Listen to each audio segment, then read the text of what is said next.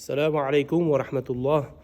Hurmatli bizni ijtimoiy tarmoqdan kuzatayotgan fermer hoji akalarimiz, shoxobcha bilan shug'ullanadigan, yem oldi sotisi bilan shug'ullanuvchi akalar. Mana bugun 7-fevral holatiga 2026-yil 7-fevral holatiga Araboy akamga Qo'rg'on-Tepani Qorasuvdan. Qayerdan? Eshonoboddan keldi. Uzoq yildan beri ishlab kelyapmiz. Akam hayvon boqadi. Mana 500 kilo qilib beryapmiz. Yem haqida ozgina fikringizni bildirib o'ting aka, sifati haqida. Sifati xudo xolasa mana shu atrofdagilardan qaraganda yaxshi. O'zim 3-4 yildan beri mana shu hoji bilan aloqa qilib, oldi-sotdi qilib yemidan foydalanamiz. Xudo xolasa 3-4 yildan beri beraman.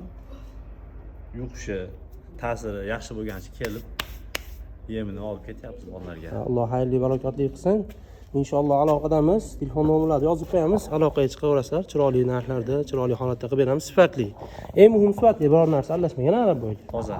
Inshaalloh. Salomat bo'linglar.